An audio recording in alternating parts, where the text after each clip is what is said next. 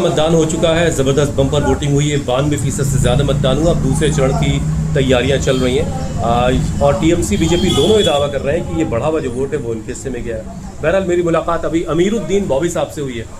यहाँ की सियासत में एक जाना पहचाना चेहरा है और जो मोहम्मदन स्पोर्टिंग क्लब है उससे जुड़े हुए हैं, इस्लामिया हॉस्पिटल है उससे जुड़े हुए हैं, कई सारे इदारों से आप जुड़े हुए हैं। बॉबी साहब ज़रा आप देखिए, बॉबी लफ्ज़ भी यहाँ बड़ा जो है सुर्खियों में रहता है। बॉबी साहब ज़रा ये बताइए कि ये जो बढ़ा हुआ वोट है ये किसको मिला है? ये दीदी को मिला कि बीजेपी को मिला? ये 100% दीदी को मिला है। अच्छा, उसमें से एक कारण है महिला का जो वोट है, हाँ। वो वोट दीदी के पक्ष में है।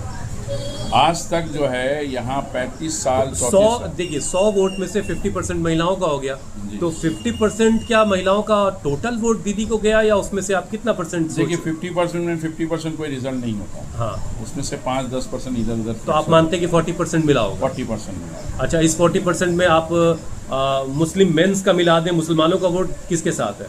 दीदी के साथ। दीदी के साथ है कि इसलिए उसमें कुछ कि एक बिखराव डर है, उसमें बिखराव है। जो कुछ बड़े बड़े नेता आते हैं जिस तरह से बयानात रखते हैं, वो बंगाल को अशांत करने के लिए तो उल्टा लटका के सीधा तो करेंगे। ये किसके लिए कहा जा रहा है? ये अवाम के लिए कहा जा रहा है।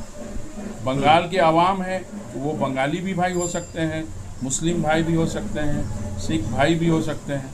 तो ये किन के लिए उन्होंने कहा? उन्होंने ये नहीं कहा कि उल्टा लटकाए कि मैं बांग्लादेशी को करूँगा या बंगला से जो रहें, वो तो पूरे बंगाल को कह रहे हैं। तो ये बंगाल खराब में लगी ये बात, यहाँ के लोग जो है, यहाँ के जो बंगाली हैं उनको वो ये चीज़ ये पसंद नहीं कर रही है कि ये किनको उल्टा लटका के सीधा करेंगे।